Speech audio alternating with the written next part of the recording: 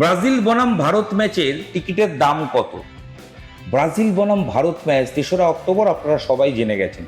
এই ম্যাচ নিয়ে ব্রেকিং কি রয়েছে, কি আপডেট রয়েছে, এই ভিডিও আপনাদের সঙ্গে শেয়ার করব। তবে শুরুতেই যেটা বলি, ভারতে আসার জন্য ইতিমধ্যেই ব্রাজিল ফুটবল কনফেডারেশন, তাদের যে ফুটবলের সর্বোচ্চ নিয়ামক সংস্থা, তারা আনসেলত্তি দলের হয়ে প্রচার শুরু করে দিয়েছেন। অস্ট্রেলিয়ায় দুটি তারা ফিফা ফ্রেন্ডলি খেলবেন, সেখান থেকে খেলেই আগামী মাসের শেষে, ম্যাচের শেষ দিন ৩০ তারিখ তারা কলকাতায় চলে আসবেন এবং সেই কলকাতায় চলে আসার পরেই ৩রা অক্টোবর তারা কলকাতায় ম্যাচ খেলবেন।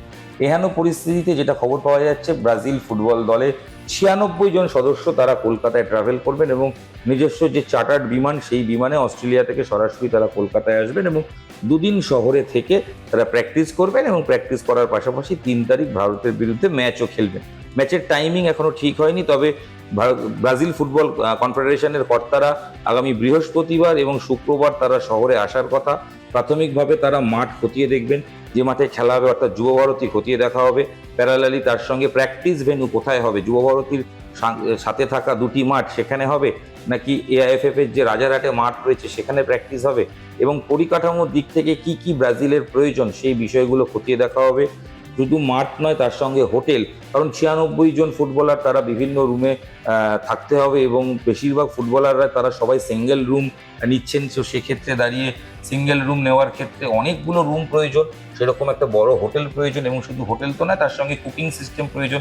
ব্রাজিল টিম তারা নিজেরা কুক নিয়ে ট্রাভেল করেন, ভারতের কুকেও প্রয়োজন। কলকাতার কুকদের সঙ্গে কথা বলে একটা আলোচনা, প্রথমত ম্যাচের কুক প্লেয়ারদের পরিকাঠামো কি কি রাখবে, তাদের সঙ্গে টিম, ডাক্তার, হোটেলের প্রত্যেকটা রুমের একটা করে ফিজিও, তাদের যে রিহ্যাব করার জায়গা, তাদের যে training ground, proper gym, proper swimming pool, তার সঙ্গে বড় রুম যেখানে ট্রিটমেন্ট হয়, যেখানে প্লেয়ারদের ম্যাসিওররা কাজ করেন, যেখানে যাদের বিভিন্ন রকম হেলথ রিলেটেড, যেখানে মেডিকেল টিম কাজ করতে পারবেন, সেরকম রুম রয়েছে কিনা, যে হোটেলগুলো, সেগুলো খতিয়ে দেখা হবে। এবং এই প্রতিনিধি দল ৪-৫ জনে তারা কলকাতায় এসে এই পরিকাঠামো আগামী বৃহস্পতিবার এবং শুক্রবার তারা দেখবেন বলেই সূত্রের খবর। অন্যদিকে ফেডারেশনের পক্ষ থেকে যে খবর পাওয়া যাচ্ছে, ব্রাজিল ম্যাচে টিকিটের দাম প্রাথমিকভাবে ২.৫ থেকে ৩ হাজার টাকা মিনিমাম, এবং সর্বোচ্চ ২২ থেকে ২৫ হাজার টাকার মধ্যে রাখার প্ল্যান হয়েছে। তবে এখনই প্রাথমিক স্তরে আলোচনা, সম্পূর্ণ সিদ্ধান্ত হবে আরও কয়েকদিনের মধ্যে। হাতে মাত্র ৪৫ দিন সময়। ফেডারেশন এবং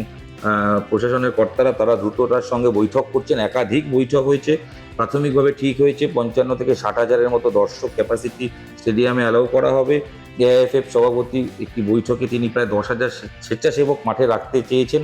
তিনি বলেছেন যে মাঠে যত দর্শক আসবে তত সুবিধে, মানে যারা স্বেচ্ছাসেবক থাকবেন তাদেরকে প্রপারলি গাইড করতে পারবে স্বেচ্ছাসেবকরা, ভলেন্টিয়াররা, সেটা একটা পরিকল্পনা চলছে। এবং প্যারালালি মাঠের দুটো দিকে, যুব ভারতীর দুটো গোলপোস্টের পেছনে দুটো বড় এলইডি বসছে, এলইডি বোর্ড, যেখানে ম্যাচের হাইলাইটস দেখা যাবে, ম্যাচের বিভিন্ন মোমেন্ট দেখা যাবে এবং স্কোর বোর্ড দেখা যাবে। অতীতে যুব ভারতীরা থাকলেও আগের সরকারের সময় এই জিনিসটি আর ছিল না, এবং সংস্কারের সময় সেগুলো খুলে ফেলা হয়েছিল। তবে নতুন করে এই বোর্ড নিয়ে আসা হচ্ছে। পাশাপাশি আরও একটা সুখবর দেব, সরকার যেরকম ই টিকিটের ব্যবস্থা করেছে, যেমন মাঠে পানীয় জলের ব্যবস্থা করেছে, ঠিক সেরকমই সরকারের পক্ষ থেকে চেষ্টা করা হচ্ছে পর্যাপ্ত বাসের ব্যবস্থা। ইতিমধ্যে কয়েকশো বাস সেদিন ৩রা অক্টোবর মাঠে থাকবেন, এবং যাতে দূর দূরান্তের মানুষ আসতে পারেন, সহজে আফটার ম্যাচ চলে যেতে পারেন নির্দিষ্ট গন্তব্যে, সেই ব্যবস্থা থাকবে। এবং ফুড কোর্ট, অর্থাৎ খাবারের ব্যবস্থা করার জন্য বিশেষ পরিকল্পনা করা হচ্ছে সরকারের পক্ষ থেকে। রাজ্য সরকার উদ্যোগ নিচ্ছে যাতে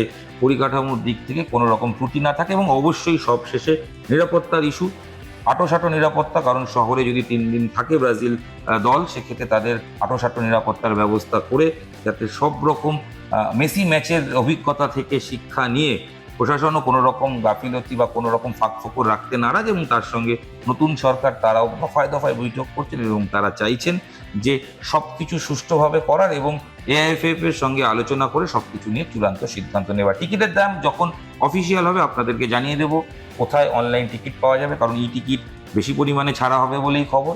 বাকিটা সময় উত্তর দেবে। আপাতত সময় শেষ। নিউজ18 বাংলা ডিজিটালে আপনাদের সঙ্গে আমি ইরণ রায় বর্মন ছিলাম। ব্রাজিল ম্যাচের এক্সক্লুসিভ আপডেট নিয়ে আপনাদের সঙ্গে শেয়ার করলাম। বাকি দেখা হচ্ছে পরবর্তী ভিডিওয়ে। ম্যাচের টিকিটের দাম প্রাথমিক অনুমান যেটা, সেটাও দিয়ে রাখলাম। বাকিটা সময়ের আসলে ঠিক খবর আপনাদের কাছে পৌঁছে দেব। আপাতত ধন্যবাদ, দেখা হচ্ছে পরবর্তী ভিডিওয়ে। সঙ্গে থাকুন, দেখতে থাকুন নিউজ18 বাংলা ডিজিটাল।